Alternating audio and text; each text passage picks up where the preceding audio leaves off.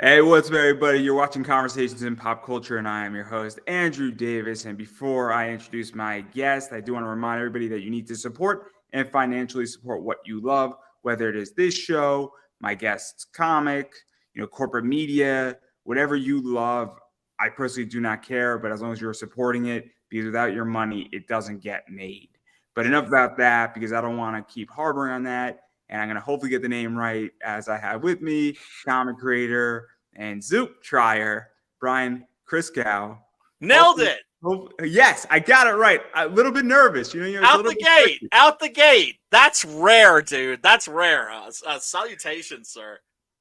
Yeah, no. I'm excited to have you on. Technically, your comics, so I might have to apologize to Mike Barron, but that's neither here nor there because he was the perfect place to end. Oh, But dude. But yeah, no, Mike's a G. Mike is a G. And one of the OGs and one of the guys that made me want to write comic books when I was in high school, you know? And to have him say nice things about me and my work, that's, oh my God. It's amazing. so obviously, I think Mike will understand because we're going to be talking a little bit about comics, but more importantly about the Zoop experience and all that. Because let's be realistic here, and hopefully, I'm not going to offend anybody. But when you say Zoop, a lot of people say, "What is that?" Sure. And I think it's a brand new crowdfunding or It is. funder site. Obviously, a few of them are popping up. The two main ones are Indiegogo and Kickstarter. And I didn't know what Zoop was until 3 months ago. And I don't think I'm alone in that regard. I'm a little confused how they operate. I'm a little confused the advantages. And so I'm just very curious on it because there's a lot of stuff, and you did it with your book, Six Gun Gorilla, which I think a lot of people know. And so obviously, the book isn't new to Zoop, but you are bringing your book there, if that makes any sense. Yeah. Zoup is a crowdfunding platform that emerged I think maybe like a year ago. I'm not exactly sure about that, but I know that for quite a while I and my fellow indie comics creators had been watching them from a distance. The main book that got a lot of us to create accounts there was is Axe Wielder John, which looks amazing. And so all of us were just kind of hanging back and looking at them. We're just like, okay, this is a crowdfunding site. The whole idea is that, okay, you got Indiegogo, you got Kickstarter. Neither of those sites are specifically for comic books. 99.9% of the business that Kickstarter and Indiegogo make comes from stuff other than comic books. People don't go to Kickstarter and Indiegogo to look for comic books. They go there to look for gadgets, to back movies, whatever. Anything that's not a comic book, basically, right? And so Zoup comes up and they're like, we are a crowdfunding site that is exclusively for indie comic books. So all of our customers, everybody that comes to our website is there looking specifically for indie comics. We had been looking at them from afar and thinking, are these guys legit? Because we don't know, right? Nobody has any experience. And so I thought, you know what? Let me do something similar to what I did a year or two ago. What I did was I committed a grievous sin against CG by putting my book, Six Gun Gorilla, the first trade paperback, on Kickstarter as an experiment. That's to say, I put it up there and I didn't promote it at all. Just to see how many sales I would make from people that were just flipping through and came across it. Right? And I Yep. ended up making about 3K. Okay. All right.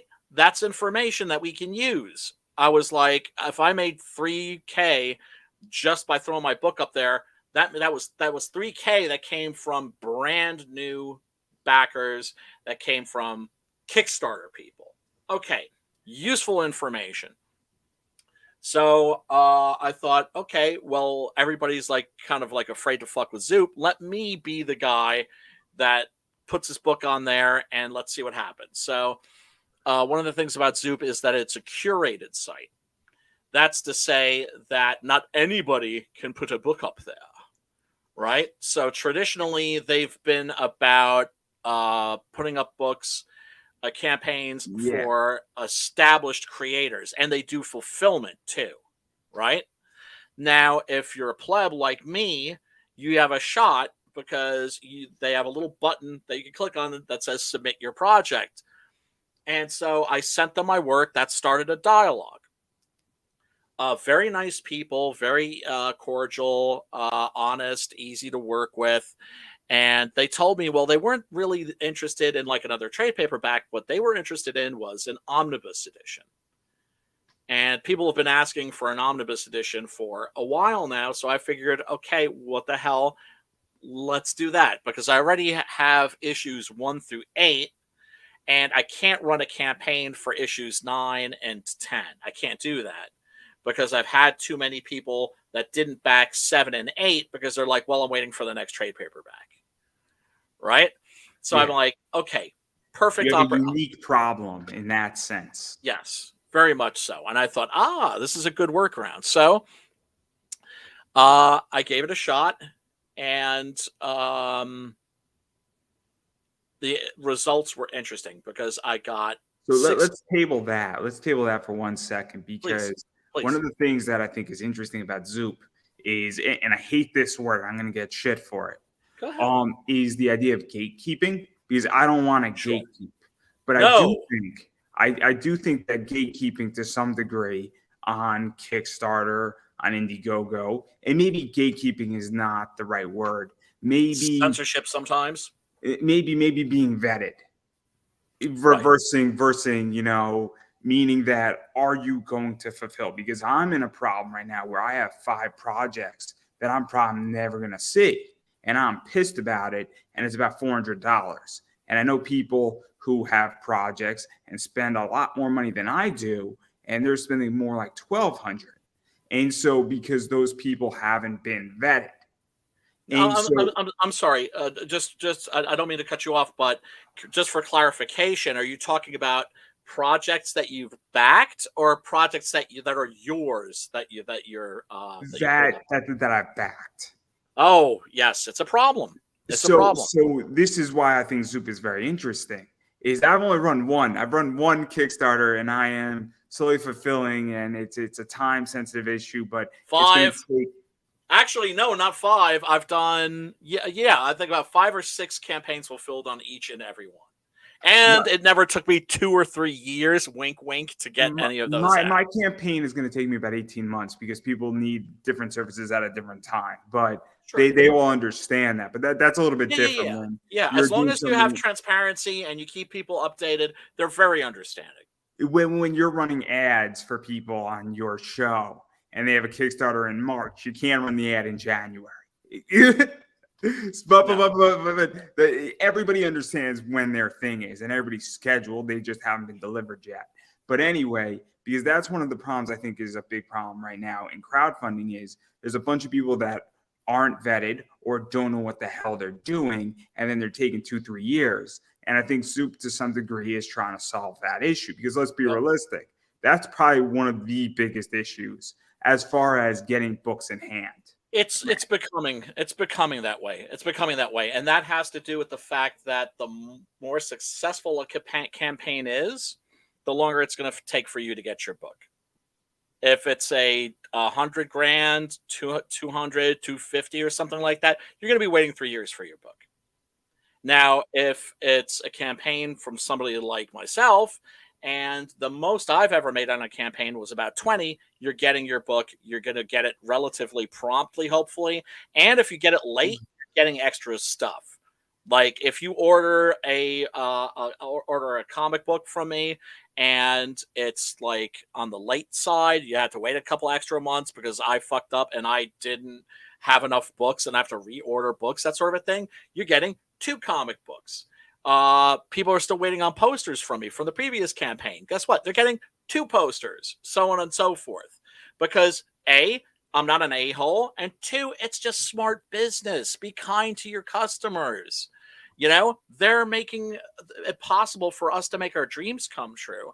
And that's what I don't get about some of these A-listers who are, you know, have people waiting 3 years, 4 years It's not for even that. So one of the things there was a campaign, and that thing is a disaster, and it's a D&D campaign issue, and that book is a clusterfuck, for lack of a better word. Ow, And ow. and I'm friends with the people who are running it, so it's very public though what's happening, and I'm not going to go beat in. I'm very supportive to my friends, and Shit happens. Shit, yeah.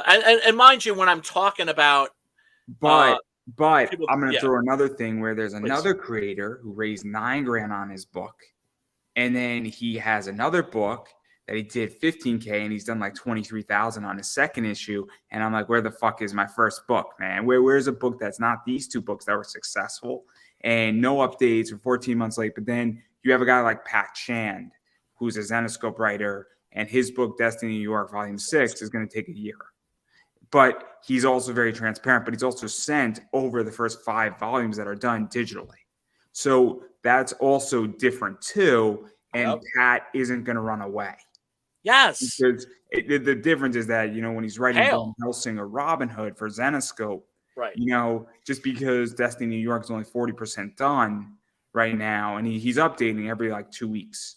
So that's the other thing too, is that I'm not so concerned because Pat has proven himself, and Pat did $100,000 on Cheeky. And so that's the other thing too, is that Pat Shand isn't running away because Pat has a reputation. So I don't mind. There's the key word. There's the key word, reputation. For being a ginger, but that's not the point. He has a sense of humor, but it's all right. But this is what I think is one of the biggest problems. And that's what I really like about Zoup when I researched on them a little bit, is that they're not taking everybody, which I think is good and bad, because I think everybody should have the opportunity to run a project. Agreed. And that was one of the trepidations that I had. But then I'm like, wait, but there's still Indiegogo, there's still Kickstarter, right? Because we have to make sure that anybody gets a shot. That's the whole idea. And you know what? There's some people that I know personally, where I look at their work, I'm like, you know what? It's not maybe quite where it needs to be just yet. But how are they going to level up if they don't get those first campaigns funded? And even to talk about this, I mean, I have had friends, and you probably have friends too. And we're not going to name names because I don't want to ruin somebody's. But I've read somebody's, you know, book, and it was one series, great series, right? Fantastic. Their third or fourth series was shitty, and it's just that maybe the concept that they were trying to push out there wasn't there. Maybe they needed to pick up the pace. And I'm like, man, this book over here is great that you wrote, but this book is just not good. Or maybe it's not my cup of tea, or maybe I'm not getting it. And so therefore, you know, that happens too, because if you create 9 different series, all 9 are not going to be a hit. It's just the way it works. No, of course not. So yeah, but also I think that's a case of very often writers not starting with their endings. That is to say, I never start writing until I have my ending. And so that's why you see a lot of writers, they'll start a book and they'll start out strong, but they don't know what their ending is. And so they end up painting themselves into a corner. Yeah, have your ending, writers. Always have your ending. I don't know. I have my beginning to the series I want to write, and I have my ending. And it's going to be great. You're golden. And I have the whole concept. And, oh, man, I think people are going to kill me, because they're gonna be like, dude, that was awesome. That was an ode to my childhood, man. And oh man, and I wrote my ending purposely so that I could create all these awesome variant covers for it. Just for either 4 or 5. I don't know if it's gonna be 4 or 5 issues, but I created my ending specifically so I could have all these amazing covers. And people are like, dude, I don't give a fuck about your book. I just love your cover art. Well, you know, make sure that the book itself delivers, because ultimately everything else, variant covers, those are all bells and whistles. When you get people coming back, when you get return customers, it's when you grab them by the heart. It's Very much. when you absolutely capture them, and they have to see what's going to happen next. And they become, Yep. invested in the story, and they become invested in the characters. And always make sure, the first things first, always make sure that your book is good. That's always job number one. What I'm doing is that I'm throwing in a bunch of Easter eggs, but the story itself is really, really cool. It's nothing necessarily new per se, Doesn't but have to be. I don't think it has a few twists, and it's a military book. So the basic premise is sort of cat and mouse military, but what they're going after with a terrorist group is a little bit different, and it's also very interesting, and it's very, I think, social commentary, and it's going to be a fun one. It's going to be a fun one, and I That's a think key word, fun, right? the And you point can is have, that it's supposed to be an escape, and you're yes, supposed to be able to relate to this group and what's going on, and it's going to be very, very fun to write, and I'm looking forward to it. But it's also going to be very much, I guess, commentary on life and where we're at and what could potentially happen. And that's fine, as long as the subtext is the subtext and not the text. Because that's what's wrong with modern comics, is they take the subtext and they make it the text, and they're not concerned about having fun. They're just concerned about just like giving you a lecture. But that sounds great, and you have the you're not fucking up. You're not putting the cart before the horse the way that these nudniks at Marvel and DC are. Oh, no. I'm only doing like two variants. I think I've been doing a cover A and a cover B on like the first 3 issues, and then on cover 4 or issue 4, if it ends, I'm gonna go all out with like 6 of them. I'm gonna have a blast because people are gonna be like, I get it when they read the ending. They're like, now I know why you had that cover. But I digress. Enough about this, in which I'm purposely building up to something where it's all gonna tie in. Maybe I'll have a third cover that'll be all throughout the entire thing. It'll be like a gigantic 4 connecting cover set. That sounds awesome. That sounds awesome. Look, those are gimmicks, but I'm not anti-gimmick, right? Because I think of somebody like William Castle. He was the horror director that made movies like The Tingler, where at one point the screen goes blank and you hear Vincent Price say, "The Tingler is loose in the theater," and they had the seats rigged up with electrodes. And so there was a guy in the projection booth that would just go and would fucking electrocute people, and they turned theater seats into electric chairs. That's fucking awesome, right? So I'm not anti-gimmick by any stretch of the imagination. I'm a wrestling fan, and gimmicks are 101. Yeah. No, that I'm all for that sort of a thing. I'm not a big variant cover guy myself because I'm not a collector. Right? I'm a reader. I always have been. And but I've done a variant cover, or I'll allow myself to do like maybe one variant cover, because even though variant covers aren't double dipping, it feels too much like double dipping for me personally. But you're also working with a larger concept here. Right? You're planning long game, like, oh, but there's a reason behind these variant covers, so that's fucking clever as fuck. I'll say my idea, and it's a really smart one. I'm planning to do 4 covers that are going to basically document their vehicle / ship / their submarine. And so now you're going to see why, and then that becomes a schematic that's relevant to that's issue awesome. 4. And so now you're getting that cool stuff. And I'm going to make those, I'm going to print maybe like 100 of each one. And whatever doesn't sell will just be put onto the next one. Right. And then I will reserve like a set of 10 purposely for the last campaign. Yep. Because I believe in the concept of vaulting. And so that means that you take a position out and then you save it for a later date for the people who missed it in limited. Absolutely. And I really believe in that concept, and it's a great one. But enough about that. I do want to get back to Zoup, because I do believe that vetting people is beyond important. Because at this stage, I want my book. I do. Yes. I want my book. And I hate to say it this way, but I've been burned about 7 times. and I don't want to be burned an eighth time. And I've actually pulled back from backing projects. A lot of people have, and that would be my message to the people that are taking 2-3 years to put out a book. You're hurting us. You're hurting your fellow creators because you're making people second guess backing our books. Now, look, I'm not saying shit doesn't happen, right? Because shit does happen. In one case, I'm not going to mention the project.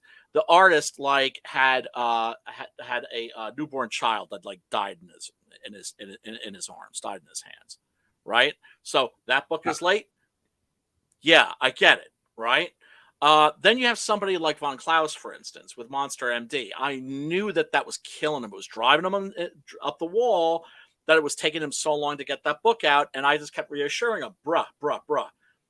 As long as you deliver, nobody's going to remember that book was late. All they're going to care about was that was a dope-ass book. And he delivered. A classic example, the one that I always give was The Killing Joke. I was in high school when The Killing Joke came out, right?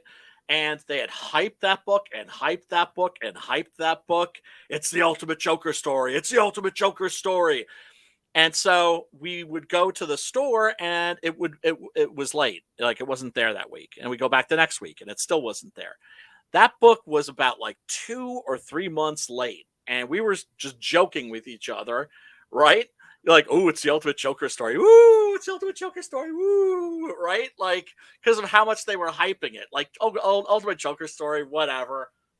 So finally, the damn thing comes out. And we all get our copies, and we're all joking. Oh, we've got the ultimate Joker story. And we all sit down in the same room, and we're all reading our copies. You can hear a pin drop. Finally, everybody's done. We just look at each other, and we're like, yeah. Yeah, ultimate Joker story? Yeah. So, delivered, over-delivered. So, as long as you deliver, everything will be forgiven. But I also think that there is a limit to people's patience. So I'll give an example, and I don't think he's going to mind. And it might be a dirty word in some circles, but Rob Anderson. Rob Anderson has a book. Now, Rob Anderson lives in Florida. So he was going to get out his book, but there's a little thing called the hurricane hit. So you know what? His house was hit, and he's dealing with a lot of insurance things. He's also dealing with his son, and making sure that his son's okay and that things are okay in his house. And guess what? If he's late by 2 months, I'm not angry with him because I realize you just went through a hurricane. Holy shit. He's dealing with, for the next 6 weeks, damage to his house, insurance inspectors, power going in and out. So you know what? I understand that maybe fulfilling my book is not on your radar. Right, or at the top of his agenda. Yeah. Nobody's going to punish him for it. No. Nobody in their right mind is going to punish him for it because they understand you don't need an update. But then there's another book that's now 14 months late. The guy had a year, and then he said in the 15th month, essentially, because it's actually more like 16 months late now, he said that, oh, yeah, my artist stole the money. You couldn't tell me that 15 months ago? You couldn't give me an update? And you're updating me, once every 2 months? I'm never going to see this book ever, and I was excited to read it, and I'm pissed. And I don't want the book anymore. Yeah. No, that's how I felt with Zach. Right? Where it took him 2 years to put out Jawbreakers, the last Jawbreakers, and I was just like, bruh. And I just wrote this in the comments. And I don't normally come at people this way. I was taking care of my sick mother 24 hours a day, 7 days a week, and I got 2 campaigns fulfilled. And you've made $250,000 on this campaign, and you can't fulfill on. You can't get that out in a year. Go fuck yourself, right? Give me a break. So shit happens. I get it. There were a lot of people that backed the original art tier, for instance, for the last Six Gun Gorilla campaign, right? The artist, Preston Acevedo, right? My boy, his house got destroyed by a storm. And so he went about having to buy a new house and everything, and it took forever for him to get those pages to me, which meant it took forever to get those pages to the backers. You know what Homeboy did because he's a gentleman? He sent twice as much art. So that way, when I mailed those pages to the backers, it was a way of saying, we're sorry, we apologize that it took us this long to get you these pages. So you backed one page of art, bam, you got 2 pages of art. And our apology. Right? It's not that fucking difficult to then, if you're gonna be that late too, throw in something extra. It's not going to kill you. If you make 250 grand on your campaign, you could throw an ash can, something, right? That's going to also let your backers know that the fact that you were late matters to you. And you know what? Those fans, they're going to stay with you. They're going to stay with you. You're actually not just doing a cool thing. You're actually, even if you were a dick, it would be the right thing to do just from a business perspective. It's crazy. So I buy and sell comics on eBay. And my variant thing is that I sell a lot of variants. I do rather well with it. You know, I have a nice small little side hustle eBay business that is becoming a lot bigger than it should. But there's a science to it. I've spent years figuring it out. I tried, man. I tried selling stuff like when my mom got sick and I had to quit my job and money was getting scarce. I tried, but I just got ripped off too much. I had to stop putting stuff up there because I just kept getting robbed. So I do buy nows, and I know the market really, really well with certain books, and I am tough as fucking nails. I just sold a book there. I would have taken a lot less for it, and I got a lot more. And but I'm tough, and I could wait out because again, it's not my day job. Yep. My day job supports me just fine. My eBay business has one purpose, and it's to get me a lot of free cash flow that I then invest into the stock market. But one of the things is that I always throw extra books where I wait till all of these stores have dollar books, and then I'll buy $200 worth of books, and I take pictures and I put it up on Instagram. So I get the social media stuff. I keep some cool ones for myself. Maybe I keep like 20% for myself. But then the other 160 go into every single order. But if somebody pays $180 for a book, I'm sending them a stack of 5 books. It cost me $1, but they don't know that it cost me $1. And I sometimes send people a whole series. That's fantastic. So now they get issues 1, 2, 3, 4, and 5. And they're like, oh, this is cool. And I try to send them cool covers. Yes. So like, but it cost me $1. But you just gave me $180. Like I have sold $600-700 worth of comics to people. And believe me, I put like an extra bunch of comics in there. And then I put like a $10 variant in there too, because guess what? I'll take a little less money, but the person was ecstatic. Exactly. They're not going to forget that. All the people that got extra pages from Preston, they're not going to forget that. Now, mind you, there was one I had to keep one for myself because I was just like, I can't part with this. This has got to go on my wall. Sorry, suckers. You know. But everybody who backed the original art tier didn't get 1 page; they got 2, as a way of saying we're sorry, and then also, how much more likely are those people going to be to come back? Now you got a return customer, probably for life. Be good to your customers. Yes, I mean, of course, not always, but be good to your customers because, especially also when you're making indie comics, my God, these are people that are helping us to make our dreams come true. Yeah, no, I'm well aware that when people buy ads on my show or people throw me $10, and buy me a coffee, like I'm well aware. Like there are people who threw me $20 and they've been on my show 3-4 times this year. When I'm like, what do you need from me? And because I understand that it's expensive to do this, they also understand. But then there's people who want to book guests on my show while they're getting paid to book guests on my show. And I'm like, what the fuck is that shit? Well, that's the thing. One of the I things don't need help. I don't need help finding guests. No offense to anybody. I don't need that help. And my quality of guest isn't that hard for me to find really good guests. It's not. Well, look, if somebody's doing it just to be nice, just to be cool, just to make a pimp move, right? Hey, I hooked you up, brother. Who's your boy? Who's your boy? No, it's not. It's not even that. It's they are a publicist. So they get a client who has a Kickstarter or an Indiegogo. That person doesn't have the connections. And so they hire somebody, they'll pay that person $500, and the wealth isn't being shared down to me, but it's my fucking name on this show. That's dirty. That's dirty. Yeah, no, that's greasy. And so now sometimes the guest is okay, but it's 50-50.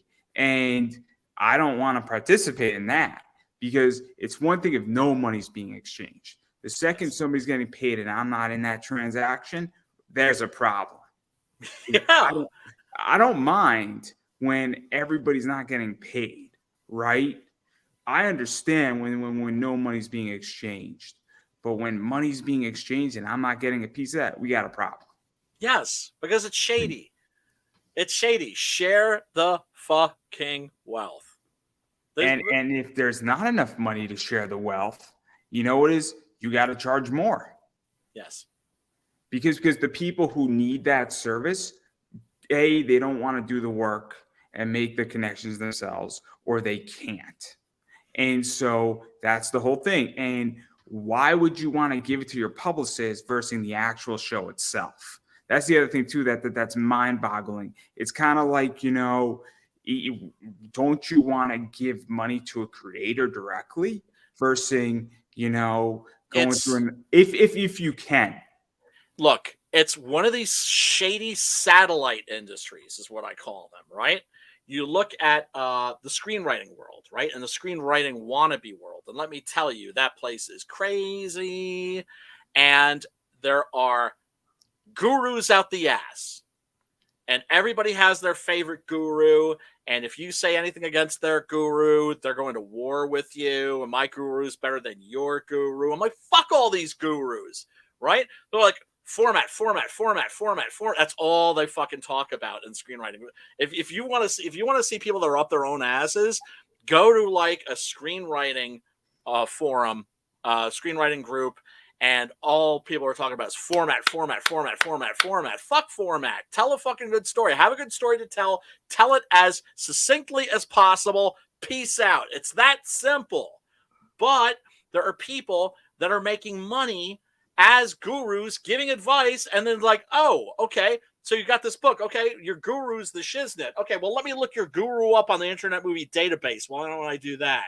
And see how many produced credits they have. 0. Why? Because those, well, it's not always the case, but it's definitely a case of those who cannot do teach, right? So what are they teaching you? Format. And it's all bullshit. And people buy into it. So you're going to get these set, but that's the thing. It's just like, oh my God, there are all these wannabes, there are all these thirsty people, right? And maybe a lot of these people are just jack-offs who are insincere that just, want to make, the next. It's like people that make comic books that are basically proposals for Netflix series, right? And you can always spot those from like a mile away. I always say one of the reasons why at the 2017 New York Comic Con, our table ruled Independence Alley. I like to think it's like we had the best book. Yes. We sold 400 copies. We ran out at like literally the second day. We ran out of comics. Part of that was that because we had an awesome comic. Yeah. Was part of that also because we had like a corner table with a big FU banner that you saw when you walked in and you just looked left. Yes, but I'ma keeps it real. It also had a little something to do with the fact that we had the only comic that wasn't about freaking zombies. Every other comic book. It's funny because one of the things is that I'm teaching and I'm building out a class how to, do comic book investing. but I actively participate in this, and I've been participating for 10 years. Yes, And yes. so when I mean, I was on Pops' show, and I conceded a lot of ground on that, on certain things. And I said, look, I play in a certain space. And you know what is, if you listen to that, I mean, you get the sense, and I think hopefully everybody got the sense that, look, I play in a sense, I play with a lot of Zenoscope books, and I'm making money with it. And and you could see a lot of it. You know, you can go on eBay and you could see that I sell a lot of books. I have a lot of merchandise up, and that I also do a lot of private sales, but you can actually see that I know what the fuck I'm talking about. And somebody could technically copy what I'm doing, but I don't know if they're going to fully know or they're just going to play gorilla, no pun intended, with your book. Right. And the thing is, it's like you're going to get shifty, shady characters like these guys that you're talking about. I didn't even know that that was a business.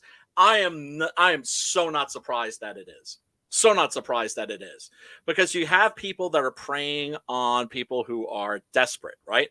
I had this one motherfucker who was like, "Oh, I read your screenplay. I loved it. So pay me and I'll show it to like people in Hollywood who matter."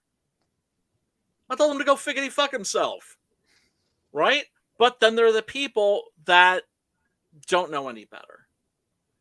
And so that's what's so ghoulish about these characters, is that they're preying on people's dreams. I think it's partially that, and I agree. I also think that the people who need this, they don't want to put in the work and they're lazy. Sometimes, yeah, or they're intimidated. Look, one of the things I love about CG, one of the things that makes me so happy to be part of an indie comics creator community, is when there are people that are just coming in the door and they look like a deer in the headlights and they don't know what to do, but their book looks dope. And then we're like, oh, don't worry about it. We were exactly where you were 2-3 years ago. We'll hook you up. We'll show you how to put your page together. It's real simple. And then we'll put you on the merry-go-round. We'll you'll start doing the shows. And then you see their book get funded. And it's such a wonderful feeling. And that's also a thing that's different about this community than, say, something like the indie screenwriter wannabe community. There, everybody's trying to take each other out, right? You look at the mainstream comic book industry. Oh my God, how many people are like left that industry with daggers in their backs, right? Here, what are we doing? We're building each other up. Yeah, because you have people that don't have that deep-seated insecurity. I don't know if it's that, or if it's also because of the attitude, you know, a rising tide lifts all boats, right? But there are so many people. You don't need these motherfuckers. You don't have to pay them your money. Just come and you can get all that information for free just by showing up, just by reaching and reaching out. We're here. We want to help you because it makes us feel good, because we were exactly where you were not too long ago. Yeah, no, I mean, honestly, I've seen it in indie comics too, because I've seen fights and I've seen it on. Oh, it can get ugly. I've seen it in Comicsgate. I've seen it in Comicsgate. I've seen it between Comicsgate and not Comicsgate. Again, I'm just an interviewer. I have no affiliations. I'll speak to anybody and everybody. I have friends all across the island and some. And I have friends in the mainstream too. So, you know, that's one of the things is that, but again, people think I'm Comicsgate. I am not. I'm also not progressive. Oh, bye. I'm very, very neutral, and because I'm just here to interview. I'm not here, and I'm here to talk about your book. I'm not here to talk about anything. Right. And you know what? I'm a big lefty, although I can't, identify with the current left because they just went completely bonkers, right? I'm what you would consider like a classical liberal. I believe in like really, really old-fashioned, outdated concepts like freedom of speech, right? And I believe in law and order. That's a big one. Yeah, I mean, rule of law. I can get down with that too. No, not even rule of law. No, I mean law and order. Like you can't steal somebody's print at a comic. No. December Lace, that's an issue. I don't know if you know Yes. this story. No. I heard about it, but can you elaborate? This It is sounds this is familiar. this is my understanding of the story. My understanding is that somebody took Nathan Sardezzi's, I think is how you say it, or Sardizzi's print and did a knockoff of it, and then took a Brian Pulido, which you can't do that either. No. That's super illegal. Yes. If you didn't get permission. But it also raises questions because can you do a Batman print? It raises a lot of questions on that because it becomes a tricky issue in of itself. But Right. great, you don't have permission. We're going to simplify it. So then she called up Nathan or texted Nathan. Nathan said, "Oh, yeah, I didn't authorize that, or it's not mine." So she seized the print from the vendor. Last time I checked, a cease and desist comes from a judge, not from the person who did it. Now, you could send a deceased letter from yourself, but to actually take somebody's property, a sheriff would take their property. Then So you're just a thief. by her taking it, she technically committed a crime, and she should have been arrested. Technically, I agree. And the fact that the comics community cheered, I'm saying we have a real issue here because the same law that allows you to bring a lawsuit against that person for violating your character and your trademarks and suing them up the kazoo is the same law that would also say you can't steal. Yes, because in that case, you're a vigilante, and that's why we have the law, is to prevent vigilantism. So I am, and I'm very adamant about this. I got no problem talking about it, and I don't really care the consequences because guess what? There's no defense. There's zero defense on this, and it's not a Confiscate issue. It's not a progressive. It's not a liberal. It's the idea we live in a society, and you have to follow societal rules. Now, I think Brian Pulido and Nathan should have issued a cease and desist. They should have asked for it to be destroyed, and if it persists, they should have sued the motherfucker up the kazoo. Yes. That's what I think should have happened. Nice and legal. Rule of law, absolutely. Or you know what it is? You freaking blast the person and you don't sue them, but you freaking humiliate them publicly. I'm fine with that too. Yes. I don't mind that if that's what you choose to do. That's fine. Because again, though, you didn't do anything illegal. Now, if you made a falsehood about the guy, that's different. Right. But that's my issue because we live in a society of law and order. Yes. And I don't know if that's a left-right issue. I just think that it's insane that people were cheering that on. And then if you disagree with them, then they get mad at you because a lot of people don't understand the concept of being able to disagree. I disagree with my friends all the time. If you're always agreeing on everything, it's boring as hell. And as the great American poet Ice-T said, if we agree on everything, that means only one of us is doing the thinking. It's very rare. Me and my friends go see anime movies. We just saw One Piece Red. We all agreed. Then we went to Dunkin' Donuts afterwards. It was like the most boring Dunkin' Donuts thing ever. But we ended up talking about the movie and said, "Man, that was an amazing musical, and it was great. And it was great. It was a very enjoyable day. I was having a tough Thursday myself, and it was very, very, very enjoyable. That's what art is for. But then we went to go see Pompo the Cinephile, and again, no disagreement. But we saw One Piece Gold. There was disagreements. We saw the Deer King. There was disagreements, but it wasn't anything too, intense. But there was different agreements and disagreements on it. But it was interesting when we were in the car riding to Dunkin' Donuts. And then when we were sitting at Dunkin' Donuts, we were having like a very intricate discussion. But that's the thing.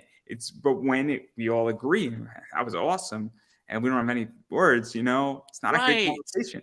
Right. When I'll never forget the car ride home from having seen David Lynch's Blue Velvet, and which is rightfully regarded as a masterpiece and a classic. And my friends in the car, they couldn't stop talking about how awful it was. And I was like, gee, guys, I actually think it was kind of a masterpiece. What? Right? Fuck you, you're high. And like, no, fuck you, you're high. And, you get into these spirited discussions and they're fun because it's art. It's subjective. that's another thing that, like, unfortunately, SJWs don't understand, that two people could look at a painting or a film or listen to a record or read a comic book and come away with completely different impressions. It's like, no, there's only one right answer and it's mine. It makes no sense. It makes no sense, especially when you're talking about art, something that's completely subjective. It's so interesting in which like this is why I like variant. I mean, I just bought 2 variant comics from Mount Olympus.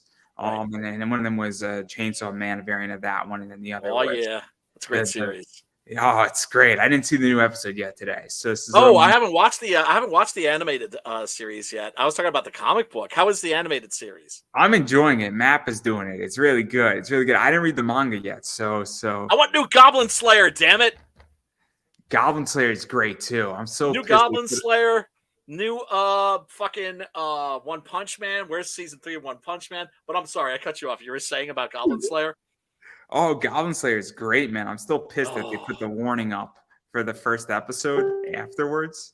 They had to put that warning up, and I was like, oh, man. That's all right. That's all right. That didn't bother me that much, because then it's like, if anything, that's going to put more eyeballs on it. I know that if they did that to me, I'd be psyched. Oh, But that's love me. It.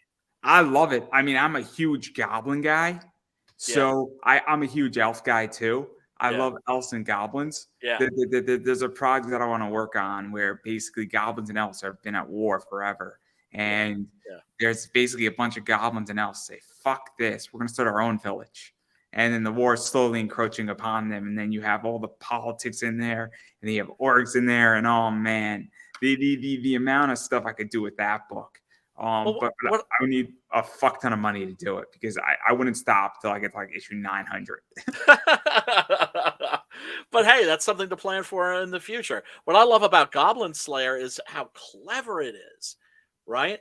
And what an I mean, right off the bat with that first episode, I know a lot of people were just like, oh, it's just being shocking for the sake of being shocking. I'm like, no, not at all. It's setting a tone for the series, which is like, basically you have a dungeon crawl that goes as horribly bad as it possibly could.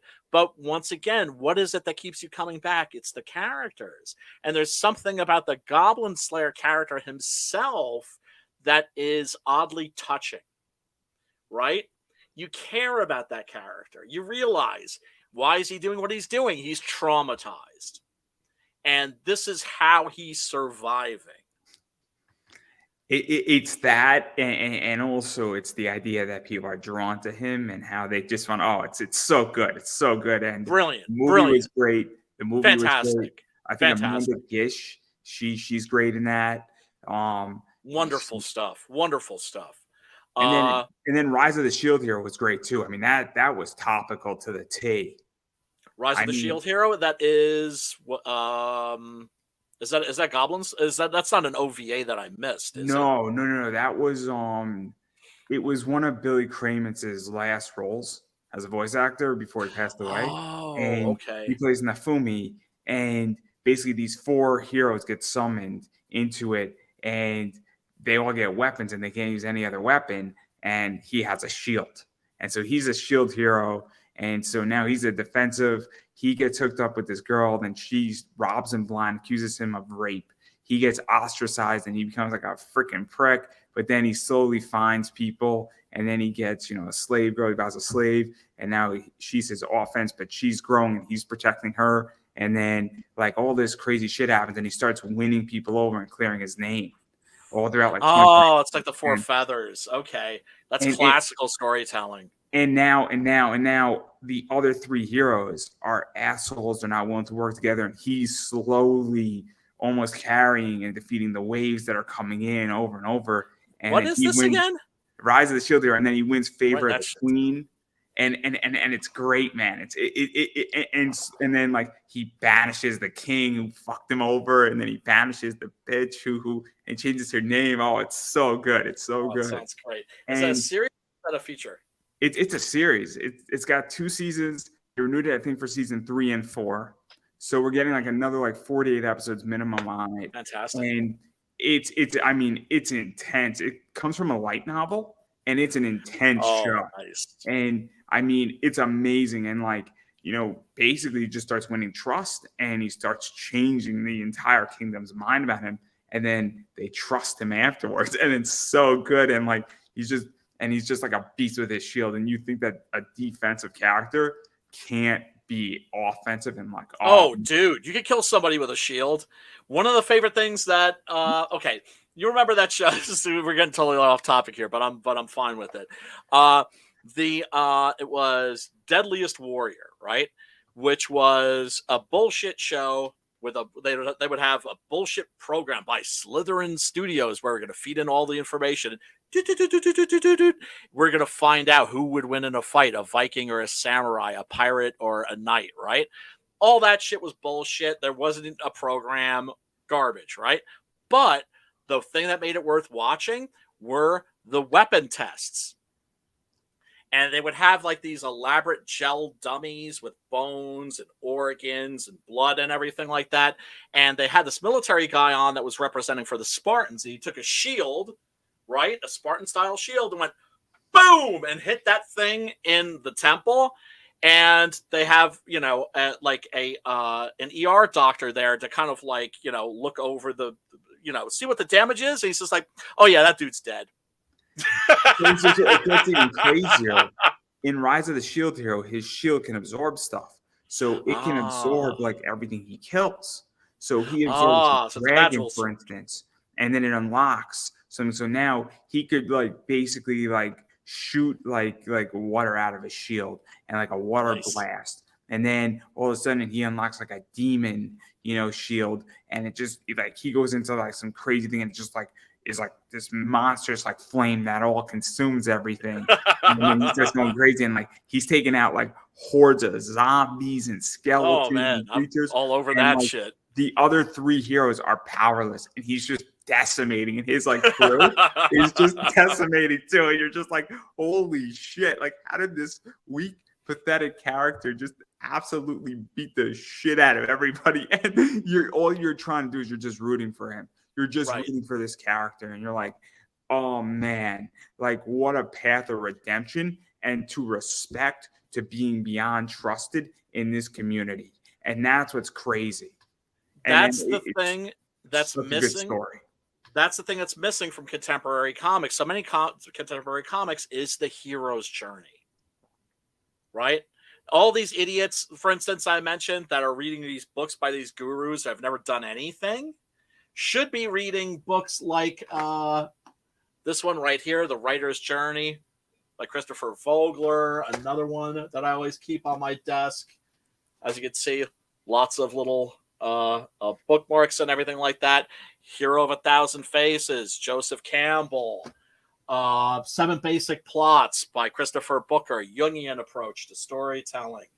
Or one of the books that I always recommend that you can get for free online, because it's in the public domain, is by Aristotle, Aristotle's Poetics, right? Those books will tell you so much more about storytelling than any, contemporary books written by fucking gurus. No gurus, damn it, no gurus. I mean, what I tell people, and look, I haven't written a comic book yet, but I say to people, read manga and read, something like My Hero Academia. Pick up, the first 3 volumes of My Hero Academia, because Deku is a powerless kid who then All Might trusts him with his power, and now he's going to school for it, and he's learning how to use this awesome power. And he's learning to use it. He's also learning his responsibility. He's also learning that because he inherited All Might, he also inherited All Might's enemy. Right. And so now you have a very interesting thing of they're also growing up. And also experiencing somewhat relationships and feelings. He's also learning friendships. He's developing a friendship. He's earning the respect of his longtime rival back from the day. And I mean, My Hero is amazing because I keep hearing. I haven't seen it, but the key word that you're using, learning, right? Riri Williams is just awesome, right? I remember there was when I was working in the mental health field, I had already stopped reading Marvel comics by then. for a while.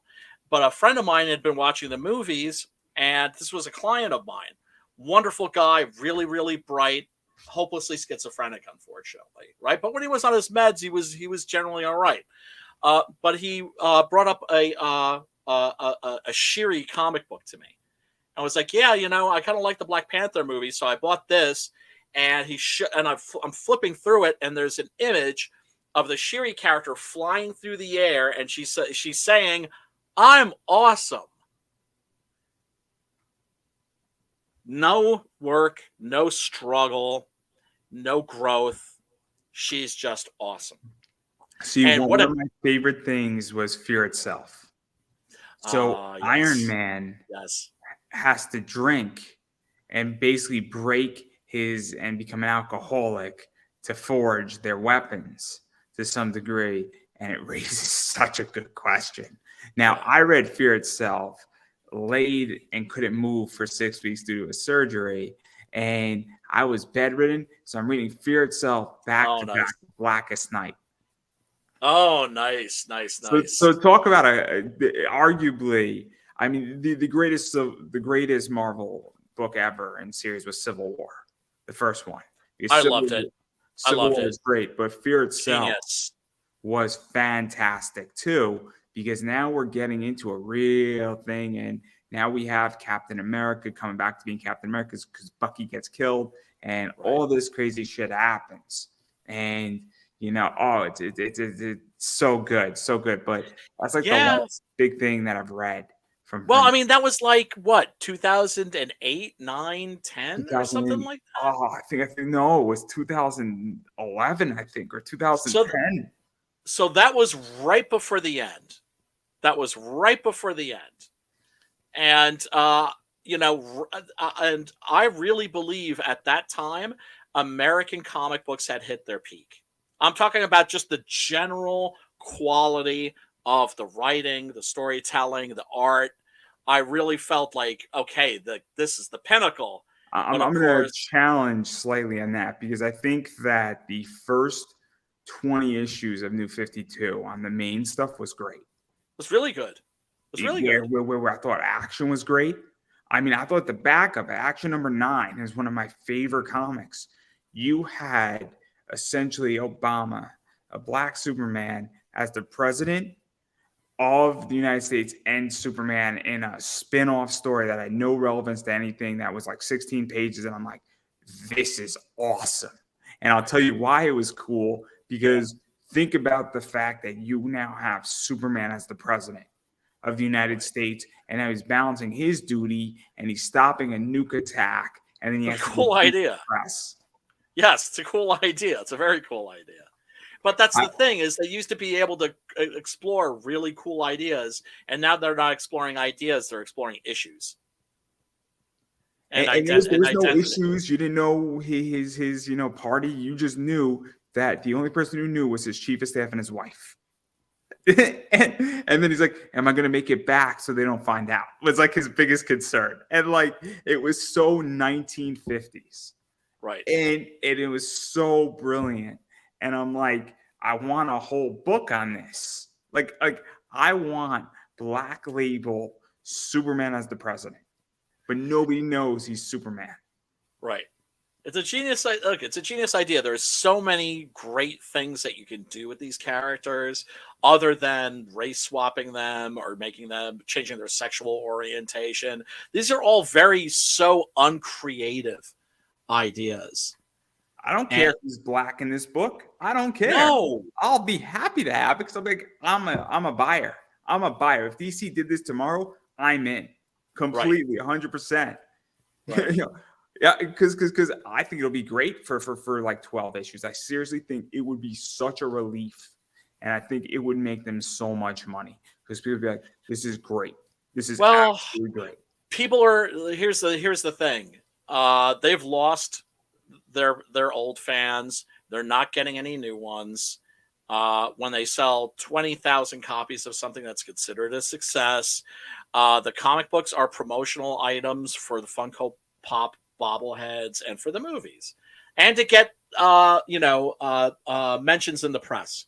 to get mentions outside of the comic book press, right?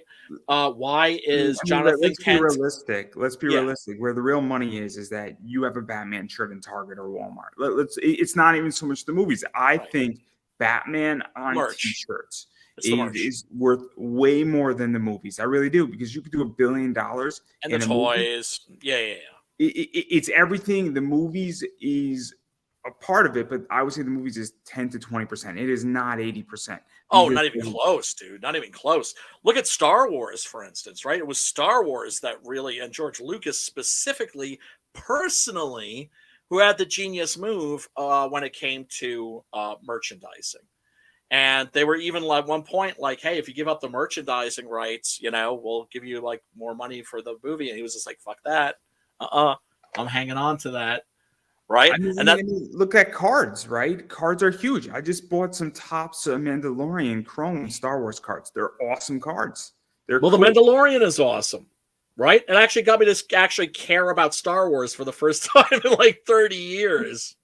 I mean, look, I enjoyed the Mandalorian. I thought the Mandalorian was fun. I thought it was witty. I thought it was fun. I thought certain episodes were okay, but I thought the majority of it was good. I mean, amazing. I mean, what a genius move, taking Lone Wolf and Cub and then just like turning that into a Star Wars story. I was just like, fuck yeah, right?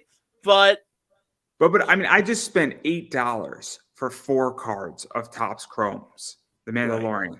Right. And I didn't even question it. I didn't question it because Topps Chrome is a great product and Star Wars is awesome. I didn't even care it was the Mandalorian. I'm like, it's Topps Chrome and Star Wars. You can't go wrong. If they did the women of Star Wars, I wouldn't have complained about it all that much because there's some what? I said, no, that's fine. I mean, I like the Women of Star Trek card set. That's a great set. Oh, man. Well, because that's the thing. It's like then when you're just like complaining about the MCU, oh, so you don't like women. No. And it's just like, okay, there's this notion that nerds don't like chicks and they don't like to see kick-ass chicks. And it's the exact opposite, right? And how psyched I was when I went to the New York Comic Con. That was like the first con I'd been to in decades. And I remember back in the Disney when you'd go to like the New York City creation conventions and it was nothing but dudes with like really bad complexions and questionable body odor, right? Like, I mean, it was funky. It was funky up in those bitches. Let me tell you, funky. And then I'm at a convention and I have a table and like half the people are chicks. First of all, big win for the industry, for the medium, right? Because I've always said one of the biggest mistakes that the American comic book industry was telling 55% of the human race, we don't want your business. Why do you think manga is fucking drinking our milkshake right now? Do you have any idea how many female manga fans there are out there? Probably more than there are male. I'd be willing to bet, right? And my God, it's just how great is it? I mean, but then of course also eye candy. Look, I can't. Male heterosexual. I'm like in my early 50s, but I'm always going to have the mind of a 15-year-old. And I'll never forget having a conversation with somebody, a serious conversation about the book. And I see this young African-American lady walk by and with this outfit revealing this perfect onion-shaped masterpiece of an ass. And I'm just like, 1 second. Have you ever been? Yes. Where were we? Have you ever been in a serious conversation, and both you and the person look, and you both have the exact same idea, and then she comes up, and then you start talking to her, and then she starts listening to you? Because I've been in a weird circumstance where, because I have done all these lectures, and I have had all these people come up to me, both men and women, and then like there was like a circle of 20 people around me, and half of them were women, and a lot of them were attractive. And I'm like, oh shit! Like, yes, it's awesome. I'm an okay looking guy, but like I'm a little bit, I may got like 15, 20 pounds on me a little bit. I need to lose some weight, but I'm like, oh shit, my knowledge is being respected too. And like, it's very interesting. And this is the whole thing with me is that, I speak to a lot of interesting people on Right. this show. But And I believe in things like inclusivity. I don't believe in gatekeeping, right? I'm the guy that back in the Dizzy, wouldn't go to like a party or like a night that somebody was hosting at a club because they had a dress code, and they were like, "Oh well, don't worry about it. You'll that doesn't apply to you. You're the way that you dress that's fine. This is to keep those other people out." I'm like, that's my problem. That's see, why I'm not going. Is because I'll tell you're a keeping story. those other people I'll out, tell a and that story. means bye. See ya. You Go want to ahead. hear something that's crazy about the entire comic world? Yeah. It's very, very weird where I have a physical disability. I walk on crutches. People think that I am mentally challenged because I walk on crutches. So now this is where this gets fun, right? Oh, dude, how much of a pain in the ass is that? Oh, no. It gets fun. It gets fun. So Okay, go ahead. what I do is that if I'm buying a book and you think I'm mentally challenged, oh boy, am I taking to the cleaners. but Hell yeah. People have a very, very misconception on that. And I'm with my dad. I have a hard time carrying something. It's in my bag. He helps me when I'm getting stuff signed. Obviously, he's a lot older than I am. I'm 29. We'll go to a con and everything's working out. And so, I'm paying for everything that I want. He doesn't open up his wallet. It's me, unless he's buying something that's cool. And then what starts happening is that I'm negotiating. You think I'm something, or like a girl thinks I'm something. Oh my God. The second I start speaking and I start spewing and I start lecturing, because there's certain topics that I have a huge amount of knowledge on. And I've been in a room where I'm lecturing and the room was dead quiet, booked with 250 people in it. People were ejected and people were like, oh my God, my mind has just been blown. And people were there for the first lecture and like, yo, dude, you speak really well. I'm staying. I'm staying for the next one because I don't even like what you're going to talk about. But clearly you are beyond smart. and so not to top my ego, but No, that's cool. You earned that shit. That's cool. There are people at cons who think because somebody walks with a disability that they are not cognizant. And I've seen it. I've seen it at clubs. I've seen it at a lot of shit. And oh my God, do I tear off. Good. And because I can't imagine that, first of all, walking on crutches, that itself is going to be a fucking pain in the ass. But then also how like people treating you differently, and then also like just naturally assuming that you're somehow mentally inferior. I mean, Yep. I haven't been to a con, and some cons get it and some don't. I could tell you that New York Comic-Con is not a disability-friendly convention. It's the worst place ever for the fucking Javits Center is the worst place ever for a convention. I don't want to go to New York Comic-Con because it will be a pain in the ass for me. And dude. I presented at Anime NYC the first year, and it was tough. And I've been to New York Comic-Con once. I do not want to go to New York Comic-Con. I don't. There's no good reason for me to be at that con. It's a bitch. And dude. I mean, I remember like wanting to like get something to eat, right? And so I had a friend of mine that was holding the table down. I'm like, I had to pay $8 to get like for a stale pretzel. I think now they got trucks out front, thank God. But I remember looking out at the place and thinking, I'm gonna go over to Artist Sally. And it was just a sea of people. I'm like, okay, I can't walk, I can only shuffle. And it's going to take me three hours to get there and back, and I can't be away from my table for 3 hours. It's in the middle of nowhere. There are industry professionals who avoid that convention because it's at the fucking Javits Center.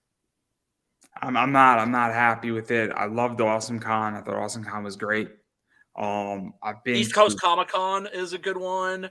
that's in Jersey, right? Yes, and also more handicapped accessible. Do you know what I'm saying? Yeah, Like, yeah, you can yeah, tell yeah. it's like it's one of those things that you just kind of notice about the architecture. You're just like, oh, like okay, this is like built in such a way somebody in a wheelchair or something like that can get in here easy, and you'd see people in wheelchairs rolling around like fuck you, I'm Batman. you know, and of course you want to make sure that everything is as accessible as possible, but there's one thing the Javits Center is not about, regardless of your handy capableness, is accessibility. It's in the middle of fucking nowhere. There's no fucking trains running there. Yeah, no, it's yeah. Avoid. One year, this is. I know we're going on a tangent here about how much we hate the fucking Javits Center. One year, the carpet, right, a red carpet that ran through the whole fucking place, it was disintegrating during the show, and people were coming down with respiratory issues and finding little bits and pieces of that carpet in their lungs. Fuck the Javits Center. All I know is that I have no desire to go to the Javits Center. Never again. It's not for me. Also, I mean, look, I'll go if I'm being paid a lot of money. Oh yeah, well fuck it then. Or if I'm invited to lecture on certain topics, I'll go there just because it'll make sense. But I'll be really honest, I could get the exact same view and positions from online. I really can now. I can get everything I want on the internet. And I don't have a book right now. And even if I do have a book, I guarantee you I could figure out a way how to get the exact same media by sitting in my house. And then when I'm done, I could crack open a beer. Yes. And also, you're connected to this community. And so, like, immediately you could start getting on what I refer to as like the merry-go-round, getting on all the different streams, and a bunch of people that are happy to help if you have any questions, or like, how do I set up my campaign page, blah blah blah. You know, it's like, oh hey, like I need a trailer. There's a guy over there that's an animator. It's crazy. I mean, one of the things is that I've already started speaking to a bunch of people who've given me a bunch of ideas and how to set something up. I might be running something February, March of next year, All right. dealing with this and more creative services. But they've given me a bunch of ideas. They said, hey man, if you give me 6 weeks, I'll do something for you for free to help you out with some graphics. And like all these people, and I'm not going to mention names because I'm not at liberty to mention who it is. Sure. Publicly, but I'll tell you after because you're gonna be like, "Fuck, I want him too." but we had a 4-hour conversation about a lot of stuff privately, and so one of the things is that obviously some people want me to be successful and some people don't, and it's crazy. There are people who do not like me and they want to attack me, and I fixed them really nicely. I was hoping we were going to go 50 rounds because they started attacking me and I played the Spice Girls. I put up Stop immediately, and me and my friends had a whole playlist. And I had Baby Come Back. You could blame it all on me already. I had the song where Dr. Dre calls Eminem a basshead. Yes. I had a bunch of Backstreet Boys ready to go. I mean, it would have been great in this group. And it would have been good for the group. It would have been good for me. It would have become an inside joke. I would have had other people join the group and get in on it. And oh man, he just stopped afterwards. He just stopped after one. There's always going to be negative motherfuckers. I know that there's people that were mad at me. Yeah, we're going to talk. We should probably get back to Zoup because this was a fucking tangent. Yeah, it is, but it's cool. But yeah, like a lot of people got mad about the Zoup thing. They saw me as a traitor. So let me ask about that. Sorry to interrupt, because this is what I don't understand is that, to me, and this is just my thought, is that clearly, and hopefully, I think you can answer this. I don't know if anybody's been shadow banned on Kickstarter. I don't know that much, but I know that Mike Barron was. I think Shane Davis had an issue, but I'm not 100% certain. But I think those two things are very public. Yes. And then people have been banned or perhaps ranked down because I've heard people say they've been banned, and then I looked it up, and their campaign was active. Like 3 minutes later, after they said they were banned. So yeah, it does happen. That does happen. I don't know because some of it I think is real and some of it is not. I think some of these people are frustrated. Maybe they're. Well, we don't know. That's the thing. That's the frustrating thing. We don't know. So my point is that with Mike Barron, we know. With Shane Davis, I think we know. There's a few others we know for certain. Commie Mark. Yeah. So I'm not going to go make an assumption about something that somebody says, and then I look it up 3 minutes later, it's open. Like, we don't know on that one, but Mike Barron, we know. But for sure, clearly, to me, it seems that Indiegogo takes a percentage, Kickstarter takes a percentage. The idea behind it, and correct me if I'm wrong, is that they're giving you a platform, and they deserve a piece of what you bring in for providing a service. I think, no doubt. I think everybody agrees on that. That's not controversial. Yeah, it's fair. It's totally fair. And also the idea is that there's a bunch of like-minded projects and cross-promotion, and they're basically driving traffic directly or indirectly. Now, when they're taking that percentage and then they're shadow banning you, that's a little fucked up because they're not really giving you the full, I guess, I don't want to say the service. We could go with the service. I was looking for a word. Right. But to me, if you went to Zoup, that almost seems to me saying, look, this platform sucks.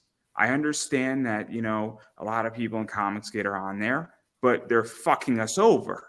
Maybe we need to start exploring outward to find a better solution. That's what I thought. I don't think you and me are going to get in trouble for that. And to me, it just seems saying, hey, look, let's test it. Maybe 4 or 5 over. And, if it works, it works. Or maybe this is not the answer. Or maybe there's another answer. Or maybe, they can't kill us all. But at least let me try. Right? And let one of us try, and then we'll see what happens, right? Now, what I got was 6K in brand new backers. That's to say specifically Zoup people, right? 6K, that's a lot. I learned a lot from that. But the other thing I learned was that CG not only didn't have my back, they were actively against me. And now, am I generalizing? Like a motherfucker, right? Because it wasn't everybody that was pissed off, but there were a lot of people that were pissed off, and I didn't expect them to be. And whenever I would go, well, first of all, it was very difficult to get on streams to promote the hit me up. I would have you on. I know. Well, but there were a lot of people that normally would have been like, well, have you on like that? There was one person in particular who was going to do my launch party and then backed out at the very last second. Now, thankfully, Michael Bancroft was there, caught my ass, right? Much love to him. But a lot of people were basically calling me a traitor. And a lot of it had to do with this person named Camilla Zhang, who I had no idea who this person was, right? I don't know that name either. I know now. I found out the hard way because people were throwing her name at me. If I was on a stream, you could be sure that there were going to be 3 or 4 people in there throwing her name at me like ninja shurikens. Evidently, this is from what I understand. I might be getting this wrong. Was she got caught censoring people at Kickstarter? So then she went and she got fired for that, and then she got hired at Zoup. Thing is, I found this out post facto that she no longer was working at Zoup when I started my campaign there. But yet I kept getting her name thrown at me. A lot of people not just asking questions, but also like in an accusatory way. Like, aren't you worried about censorship? Right? I'm just like, well, they're not censoring us at Indiegogo. They're not censoring us. Like what? right? And as if they didn't know who I was, right? As if they're like, oh, well, what if they find out who you are and then they start censoring your book? I'm just like, do you realize what year we're living in? Like, you think that anybody's going to work with anybody without sticking a microscope up their ass and checking their You'd be surprised. You'd be surprised. Yeah. I mean, I'm going to say something where I've been on a bunch of shows and nobody knows who the fuck I am. And all you have to do is look at my LinkedIn. I was on a show and I could tell you that it was a great interview, but I don't think the three hosts were ready. They were good at their job, but they were pleasantly surprised where I punched above my weight to them. And I fit into their frame, and it was a fantastic interview. And they went 15 minutes over with me for a reason. And well, that's awesome. But is that the same as doing business with somebody? Is somebody going to do business with somebody without sticking a microscope up their ass and checking their Twitter history, their Facebook, all of their social media? Hell no. Hell no. So they knew exactly who I was.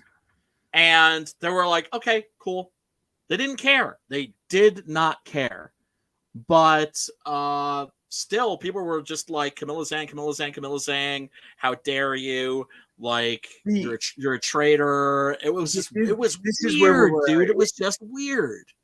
It seems to me that, it's kind of, I mean, when I ran my, campaign for this show and I was charging for guest spots, and the only reason why I was charging is that people said, I want to pay you. And then a bunch of people, what? No, I said, that's cool. That's fine. It's your platform. You do with it what you do, whatever you like. So a bunch of people say, you've had me on your show like 5 times. I want to give you money, but I want a way to do it. And I had about 50 people say, why don't you run a Kickstarter and see what you could do with it? And then I did ad stuff, and people were attacking me. And I'm like, wait a second, though. I'm promoting your book for an hour. How many people give you a fucking hour or an hour and a half, share it out, search for shit, and also I know how much I bring to people. Yes. I know, and then on top of that, I knew how much I had a corporate sponsor, and I knew how much I brought to them too. So congratulations. Like, I understand what I'm worth. I also needed a differentiating factor because there's only so much time in the day. And, that was my whole thing, is that I needed a way how to separate people, because the second I did what I did in season 2 is I had a bunch of great guests and I had a bunch of shitty ones. Right. So I needed a way how to fucking vet people quickly. And money is a way to do that. I hate to say it, but like, people were furious, and I'm like, why? Don't you get that this is expensive to run? Don't you understand that this is time, that this is a gigantic ad for you, and it's going to run you $10? Like, what's the big deal? That's the price of a Starbucks Frappuccino. Yeah. You're going to get an ad that's now up there permanently. And you're not putting a gun up to their head. You're not putting a gun up to their head. You're not forcing them to do anything. That's a business transaction. As long as you let people know ahead of time, right, and approach it that way, there's nothing dishonorable about that. I had somebody very prominent said to me, look, you get a certain caliber of guest. And you're going to put somebody up right next to Ralph Tedesco or Joe Bruscia. Like, if I put you right next to Joe Bruscia, who's the president and a CEO of Zenoscope, I mean, that's an access point, because guess what? That's going to put eyes on you saying, why is Brian next to Joe Bruscia? Right. Or I put you right next to Pat Chan or Raven Gregory or Eric Basaluda. All of a sudden, you're now viewed in a different circle. Oh my God, dude! Having been on streams with people like Mike, holy shit, dude! That's huge. That's huge for me personally. And does that change people's perception of me? I don't know. Maybe it does. Maybe it doesn't. What I found is that every time I'm on certain streams and I'm with certain people, people have had a different perception of me when I start interviewing certain people. Like, I've interviewed Megan Holland's head, who was the original Nurse Joy, Veronica Taylor, the original Ash Ketchum, Lisa Ortiz, who's the voice director for the new Pokemon series on Netflix. People then start having a different level of respect for you. Right. And so Absolutely. people start paying attention, and also people in the community start having a different respect for you. I've had voice actors say, "I wouldn't come on your show, but you've interviewed all my friends." Ah, there you go. And And also, they probably spoken to those friends and been like, "So what was that like?" And they were like, "Fucking awesome. Had a good experience." That's why I always, when I've only just started with having people on my streams to promote their books, and it's wonderful. It's such a great feeling. Kami Mark's book, for instance, it funded on my stream. Now it would have funded regardless. If if it hadn't been then, it would have been like the next day. I'm certain of that. But it gave me such a huge rush to be like, yeah, we got your book funded, boy. I was doing the Vanilla Ice dance and it's everything. interesting. There's been weird experiences where somebody got a screenplay deal, and Yeah. after producing an indie movie with real investors Yeah. because of my show. And That's awesome. and so you know what it is, and things happen, and then people get a lot of promotion. But my show isn't really viewed live; it's viewed in a lot of replays, That's and fine. and that's how I like it, because my goal is that. Right. But again, people want to be on my show. Obviously, you're the exception because technically Mike was supposed to be the end. But I'm like, we could talk about Zoup. This could be fun I on appreciate it. other shit. But the idea is that I've actually rejected a lot of people in comics, because what I find is that also those people don't say hi to me. That's the other thing too, is that you only come around when you need something from me. And I'm like, I've been through some fucked up shit this year, everybody, and it's been rather public, and you haven't even said hello. You don't even like my fucking video on Facebook. Like, let's talk about the bare minimum. Before you fucking ask, you should probably like 10 of my videos. You should probably like a post that doesn't have many likes on it on my fucking Facebook page. If you want to be on my show, it's probably a good idea to at least look somewhat like you give a fuck. Right. And it's always, I think I, like a lot of people, am always hipper to try to help out people that are helping out people, right? Or at least not in it just for themselves, because I find that life can be incredibly lonely, and it's more fun with other folks. And when you have that attitude of, hey, it's not about me, it's about us, that's 100,000 times more fun than just going it alone. Or I actually feel sorry for people. I really do. I genuinely feel pity for people that are so just stuck in their own heads that they don't think about the person next to them who might be struggling or could maybe use a hand up. It's not even so much that for me. It's also the idea that... Dude, I think you muted yourself. Did I mute myself? I don't think I muted myself. That's always awkward when that happens. or did I disconnect my headphones by accident? Hold on a sec. See if this is you or me. Are you there? Frozen. Say something, dude. Say something. Yeah. Can you hear me? No, I'm sorry. I still can't hear you. Can you hear me? I can hear you. You can't hear me. Okay. We'll just do sign language to each other as smoke signals or something. I don't know what just happened. This is so weird. Oh man, I hope my headphones aren't busted. I don't know if this is so we weird. are having technical difficulties. Shall I pop out and then pop back in? Will that help? That might help. This is so weird. And unmute myself. I could hear you. You can't hear me. This is so weird. Hold on a sec. Let me pop out and pop back in and see if that changes anything. That might work. This is so weird. I haven't had one of these in a while. Let me see what's going on with all my stuff. The day I need a commercial. Seriously, the day I need a commercial is the day this happens. What a concept.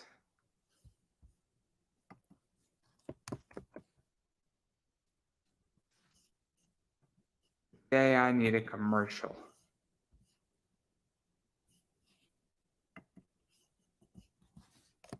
This is weird, and it's so weird.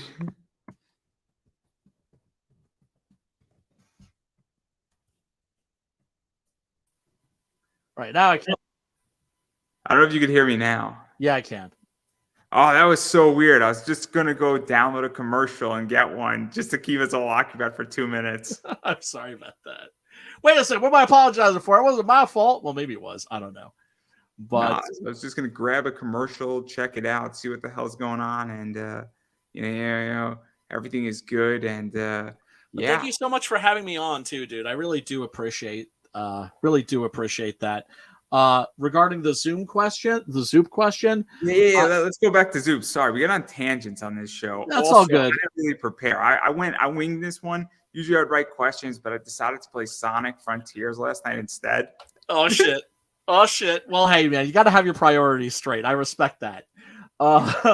Look, would I recommend it to my fellow comics creators? Absolutely. Just understand that there will be consequences. And so I would say if you're not CG, go for it. If you're CG, don't even think about it. Let's even dive not into that, but even just a little bit more of the mechanics, if you don't mind, because no. I want to be helpful. So I have an idea where we can and where we can't go. So I want to avoid getting us both in trouble because I am neutral and I do not want to make enemies. No, me neither. I'm a little butthurt from the whole thing, but I gotta let it slide. So let's even talk about this because one of the things that Zoup is that, from my understanding, is that obviously they're curated. So if you have to make changes, from my understanding, they have to do it. But I think they're very helpful. Within about a day, they do that. So if you're adding a new tier in every week or something, saying, oh, we, did, $1,000 I'm adding this new, print in, they have to do it. That I understand, which I don't think is a big deal. That's typically not a deal breaker for most people. No, it's a little annoying, right? You miss being able to go in and tinker yourself in real time. But if you want something changed, you send it to them and, within about like 8 hours or so at the max. Yeah, they'll take care of it for you. And then also, I mean, is it a requirement that they fulfill the project, or can you fulfill the project, or is because that's a big deal because some people want to fulfill it themselves. Also, the idea is that if you're sending out original art, you might want your artist just to directly handle that versus them to handle that. Or if it's a very customizable thing, it could be tricky. Also, the other thing too is that with emails and sending out emails, because let's be realistic, if you're sending out a bunch of digital books, building that list out and that email list for those digital books, who controls that can be very helpful too.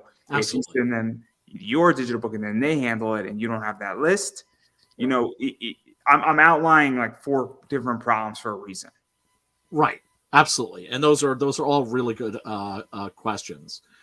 When it comes to fulfillment, if you're an industry pro, they handle fulfillment. The idea being, one of the central concepts of Zoup was, hey, indie comics creators who are running Indiegogo Kickstarter campaigns, wouldn't you rather spend more of that time making comic books? Right? So let us handle the fulfillment. Now, if you're like me and you're like super indie, and you're submitting your project, you're responsible for fulfillment, which I'm totally fine with because I prefer it that way. Because, God forbid, man, somebody gets a book that's all jacked up. I had one backer that received an empty Gemini mail. Now, how much does that suck, right? Because I know I didn't mail an empty Gemini mailer, but this person got an empty Gemini mailer, right? Ow. Flavor Flav say, ow, right? So they contact me and they're like, yo, I got an empty Gemini mailer. Boom. New copy out in the mail the next day with a bonus comic to say, I'm sorry, my apologies that you got like an empty Gemini mailer, because who wants that, right? There was a book that I got. I'm sorry, go ahead. Because one of the things is that I'll give an example. I'll throw Merc Mag into this. I don't think they're going to mind me mentioning them. They run a very clean operation, and I don't think that they want Zoup to run their operations and their fulfillment because they have their systems in place and they want to do it their way. Yes. And I think that's a detrimental, is that I understand the idea, but if I am, I have friends who have imprints and they're doing 9 books this year. They have systems, and I don't think they're opposed to Zoup per se, but they're like, look, I don't want you to fuck with my systems. And look, I have systems with here and how I run my interviews, and I don't want people to fuck with it. And I think that they give you the choice. I'm pretty sure that if you're someone like Brian Polito, for instance, that they're going to be, and if he's like, hey, I'd rather handle fulfillment, I'm sure they're like, fine, right? But here's the thing too. They take a percentage the same way that Indiegogo does, the same way that Kickstarter does, but you get something for that money. They will promote your book. When my campaign went live, I went to the Zoup homepage. Boom, it was right there. First thing that you saw, right?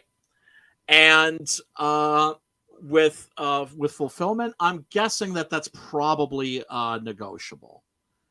Once again, I had a backer in Singapore that sent me a video of the book that they got from me, and it looked like it was like turned into paper mache. And what really freaked me out was the fact that the Gemini mailer was pristine. I was like, what in the actual fuck happened to this book? And I asked the guy, the video that you sent me, is it cool if I download it and then post it or share it with my friends? And he was like, well, why would you want to do that? Doesn't that make you look bad? I'm like, no. First of all, I want to share my pain. Second, you're going to be getting a replacement book, right? And an apology and a little something extra thrown in. So there's nothing to hide, right? And I like that. Like, for instance, I ordered a book from Humanoids. And one of the books came and the cover was bent. Now, I'm not going to make a stink. Okay, all right. It's annoying. But if I wanted to get in touch with them, I'm getting in touch with somebody at Humanoids. I'm not getting in touch with Pat Mills. I'm not getting in touch with the artist on the book, right? I love Pat Mills. He was on my show. Was he really? God damn. Oh, I love that dude, man. Punk rock as fuck. It is that one-on-one relationship. And that's one of the things that people really like about crowdfunding, is that when you have a problem with your order, you're talking directly to the guy. I agree. This is one of the things how I got funded on Kickstarter, is that I got funded because my show is okay. People need media. People wanted to support it. A bunch of people who had no idea who the fuck I was supported it. And then what happened is that people like me. Because and people like me, and people like who I know and what I know. And I have ideas for people. I have plenty of ideas. And people are like, that's a really fucking good idea. And somebody's like, you have a real point here. But I also have other things that are helpful, because my background allows me to think outside the box. That benefits people in their personal life a little bit more, because it's, you make money on your Kickstarter. What the fuck do you do with that money? And that's where I'm invest it in the next project is what you do. Maybe. At least that's what I do. That's what I do. Maybe. We can talk about that.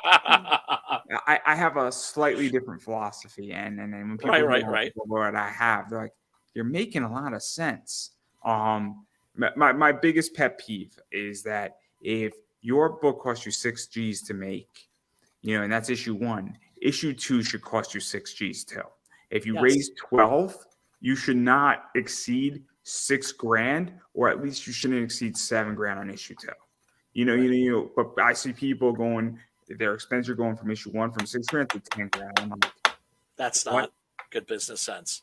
But that's the thing. Artists, meaning like artists and writers, creators, we're not necessarily good business people. Have you noticed this? See. I don't know. I'm terrible. I'm a terrible businessman. I don't know about Indiegogo, but I know on Kickstarter, see, all these people are collaborators and they are quote unquote, project managers. And I'm like, you don't need a fucking project manager. You need a business manager. That's what you really need. Yeah. You should go hire somebody from Upwork, pay them $500 to build out your campaign. Then you need a business manager, and you need the business manager from day one in there, not at the start of the Kickstarter, but 6 months when you're writing your book, how you're going to plan it out. Because that's where I come in handy, because I guarantee you that half the people, if not 90% of people on Kickstarter, it's hard to make money in comics. It's difficult. Even for people at DC and Marvel, it is hard. There's no question about that. Right. And there's a lot of things people don't realize. And then on top of that, if you're an indie, it's brutal. And I know people who their second issue doesn't make as much money as their first issue, and they have less backers. And that sucks. No. I have a friend, and her campaign had 7 less backers, her second issue, and she made $150 less. So it's not terrible. Oh, no, not at all. And also, money's really tight right now. People don't have as much discretionary income. And then, of course, you have the people that just don't want to back crowdfunded books anymore because they're sick and tired of getting screwed. Or what happens is that your book comes out in October. There's a lot of good projects out in October. Yeah. I hate to say it, but and look, I mean, I'm done with backing books till January or February. Right. I'm done because I'm out of money. Yes. And that's the thing. I just backed a project. Take a guess how much the project cost me. I'd rather not. Just no. Take a guess. I'm gonna give you a hint. 10K? 10K? No. I didn't back a project like my pledge. Not. No. I mean. I'm gonna give you a hint. It's less than 100 is my last pledge. Okay. All right.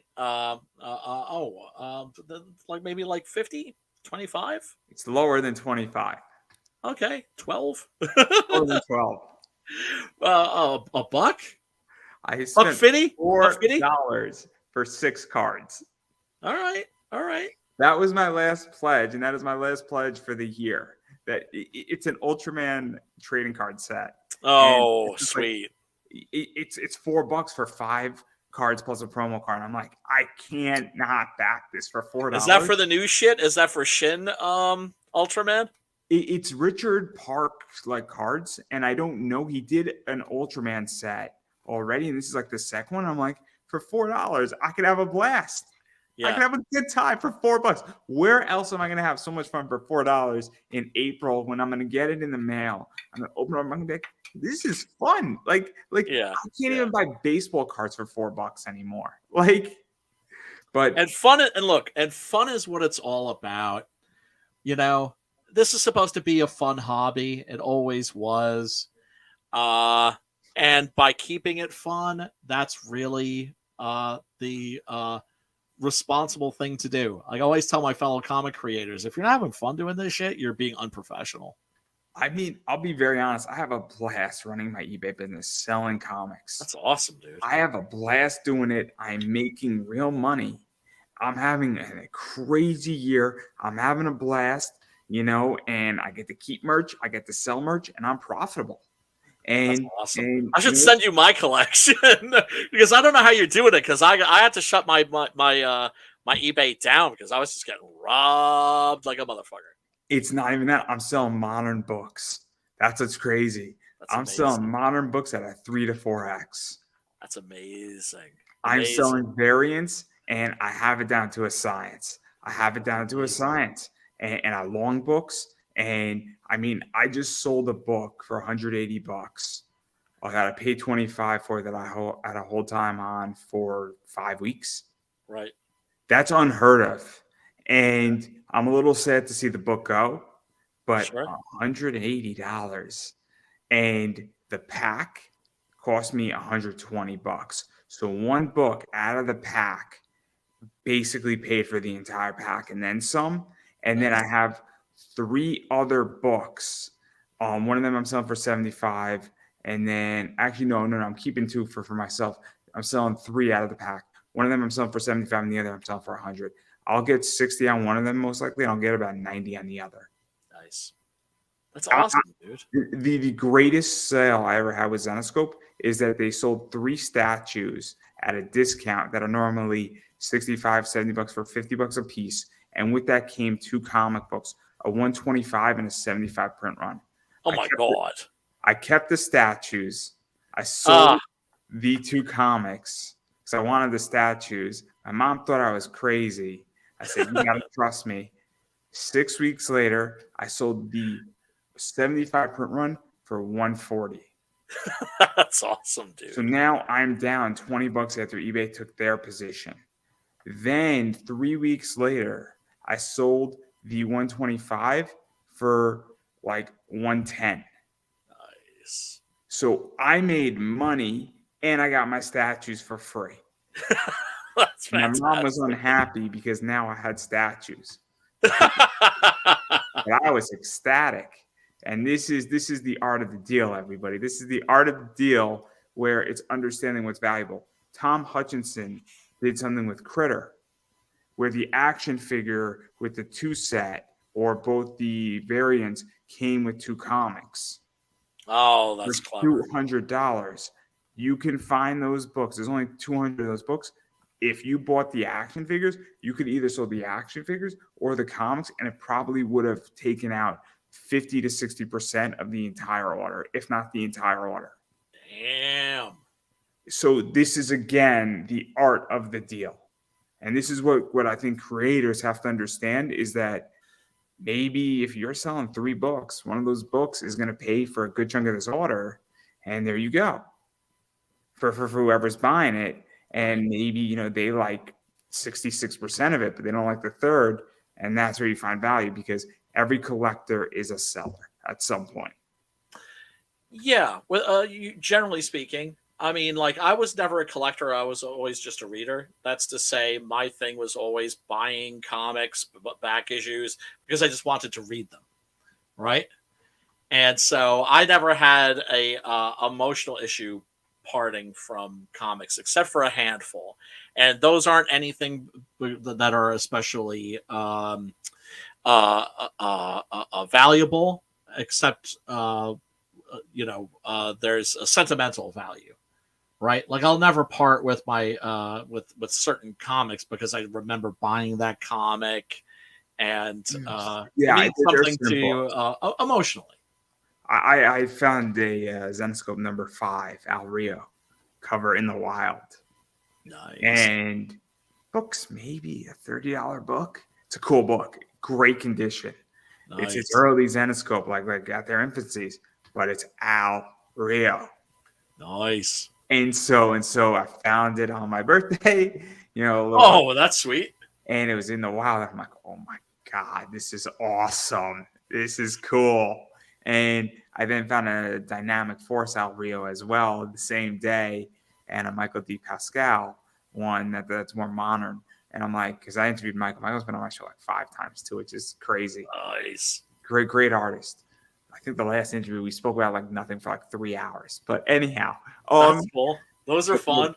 But with the Al Rio books, I'm like, these are really just well drawn. They're early Al Rios, and I'm like, it's not the money, because when I put it up, people in the Zenescope were like, dude, that's cool, man. And people were really stoked to see it because you don't see that stuff in the wild.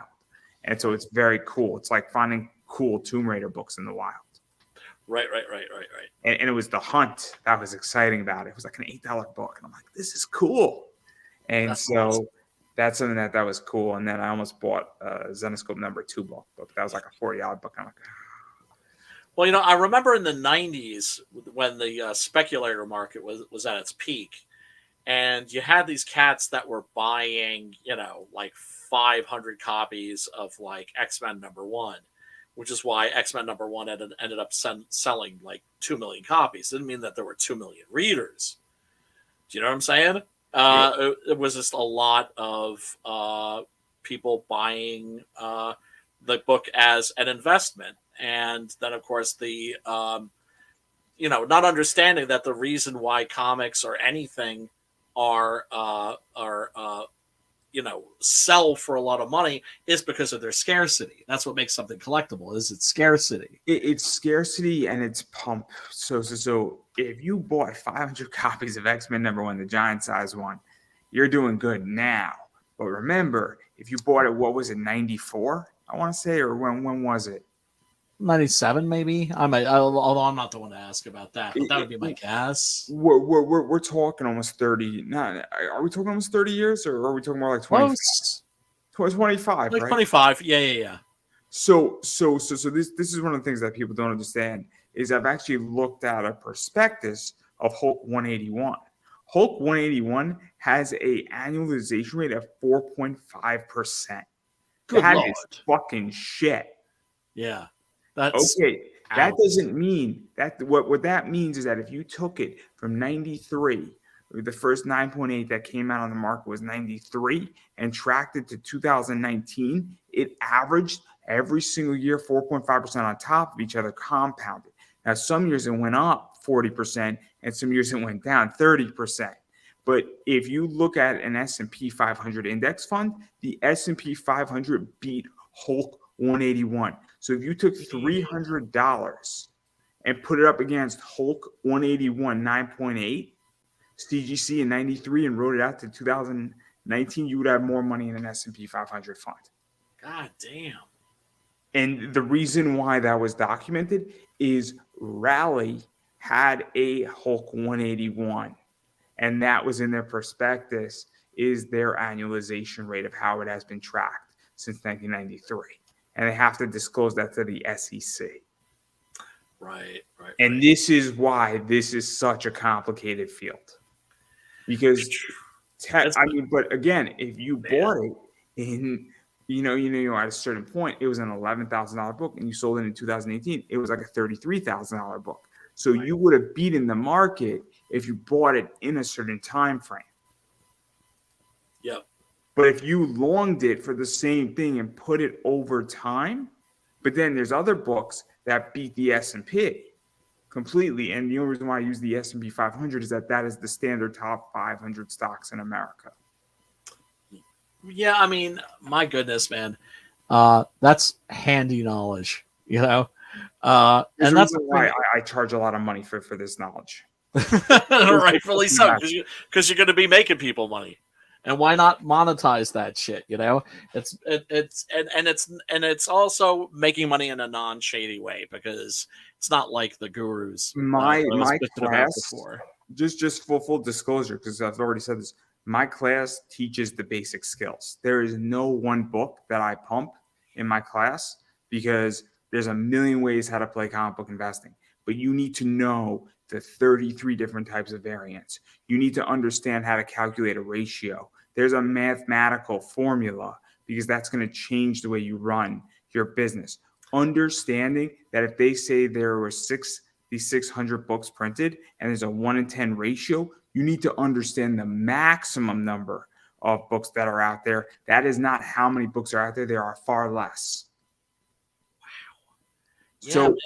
So if you have 6,600 books and you have a 1 in 10 ratio, it is less than 600, because the ratio is counted in the regular cover A's. Just so everybody understands, if 10 cover A's get printed, the 11th book in that print run is that ratio. So then book number 12 is a cover A. See, this is like some left hemisphere of the brain shit. My right hemisphere is pretty muscular, but my left hemisphere, the one that deals with facts and figures and math and that sort of thing, is like a little raisinette. So in my class, what I've done is that I've actually outlined the formulas. All you have to do is yeah.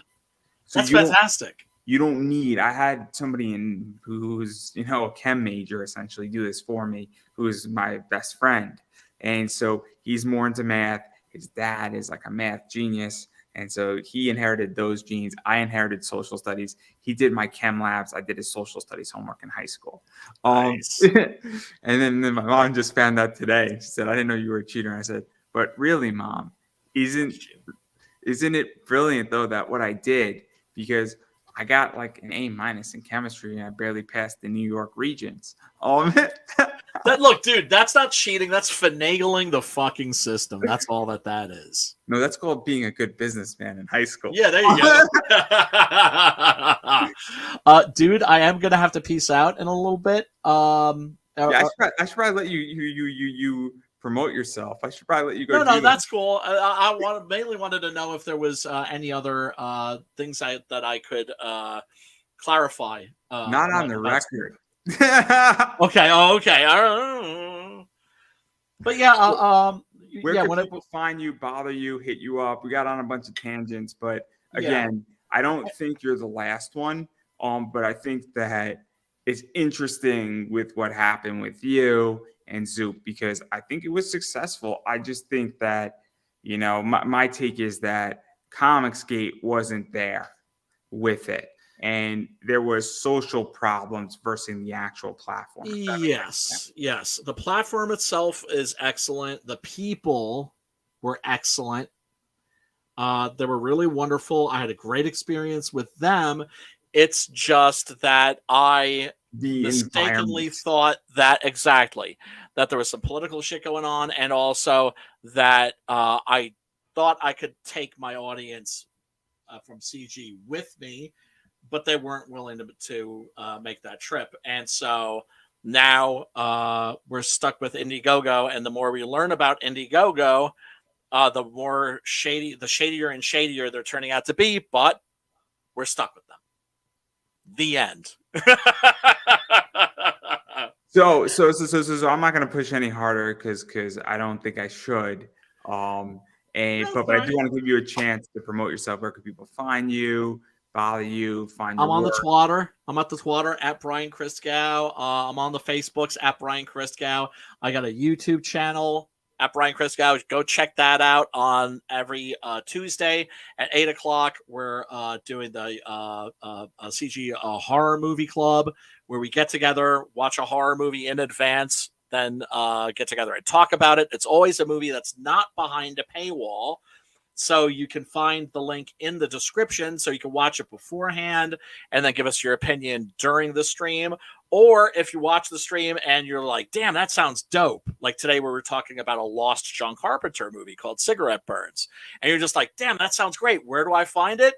Link is in the description where you can watch it free of charge. Usually it's a link to, Tubi or Plex or any number of these streaming sites where they offer movies for free with commercials, but the commercials aren't like ridiculously intrusive. There's a small amount of them, and also most importantly, the movies are unedited.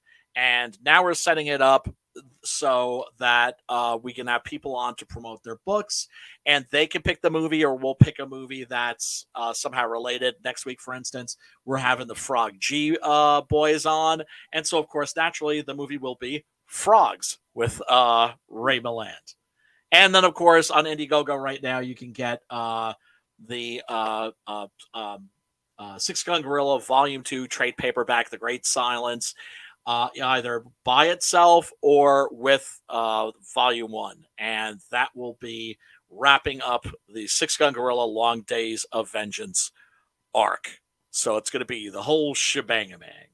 And it is a critically acclaimed series. The art's absolutely fantastic. The writer, I don't know if he really knows what he's doing, but he seems to be skating by. I heard he's a New Yorker. Yeah, he is. He is. Although he was born in New Jersey, so I think a little of that toxic waste maybe sank into his noggin, if you know what I'm saying. Did you know the New Jersey, California joke? No. Bust it. So when deciding everything, pretty much New Jersey was forced with a choice. They said, "Do you want all the lawyers or all the toxic waste?" Yeah, no, they made the right decision. What can I say? What can I say? I got good friends who are lawyers too, and yeah, they'll, they'll tell you. Or sometimes the joke goes this way, where they say, "Why did New Jersey get all the toxic waste and California got all the lawyers? New Jersey got to choose first." So it's funny because it's true. Oh man, but dude, thank you so much for having me on. I really do appreciate it, and it was fun bullshitting with you. Always fun bullshitting with you. Stay in touch, and yeah, we will talk shit about you folks in the back room. We're gonna talk all kinds. So I'm just gonna quickly promote me. To be a dick, I'm sorry. My whole thing is that obviously you have to support indie, whether that is indie wrestling, indie comics, indie films, whatever indie is, you have to support it. Or if you're not into indie, but you like corporate media and you love a certain show on Netflix, you got to support that too. Absolutely. If you like whatever you love, you need to support it. You need to not financially support it. It's this show, your podcast, whatever it is, your favorite cosplayer. I do not care. But if you like something and you don't support it, it will disappear. So please go support it economically. Makes a big difference. And then as far as I'm concerned, all my social media is Pop Anime Comics on Twitter, Instagram, Facebook, YouTube. I don't really use TikTok. It's not my thing, so don't look for me there. My comic book class is definitely probably going to be hitting in January. It's going to be $40, guys. It's $40. So wait, for the whole thing. For the first one, yeah, for about like 18 hours. Damn, that's a bargain. 18 to 22 hours. But I got so much more content, everybody. I got so much more content, and it's gonna be fun. So it's a big class, and again, my goal is not to rip you off. I want to sell in volume, not in price. So that's how I view it, and it'll be good. It'll be good. And always leave the customer happy. You're gonna learn something, and you might learn that this is not for you, and it will be the best $40 you spent. Guess what? Right? Somebody said it to me, saying, "Look, you know what it is? If you spend $40 to learn that you don't want to do something, that'll save you losing hundreds of thousands of dollars in the totally process." True. There you go. But yeah. That's everything I got. Again, follow me on social media. It is greatly appreciated. And other social media links of mine are up in the description above or down below or to the side. And on that note, I'm going to give you the final word. Support indie comics, people. Support indie film. Support indie music. Support indie everything. Like Homeboy Andrew was saying, if you love it, support it, and share the love. Remember, if you can't back, for instance, a project, you don't, it doesn't cost you anything to just share the link, because the biggest obstacle indie folks in any field are facing is exposure. Just getting people just to know that we exist. So if you, it doesn't cost you anything to share a link on Facebook or Twitter, and trust us, it does make a big difference, and we do appreciate you greatly. Well, I couldn't say that any better myself, and everybody, that is a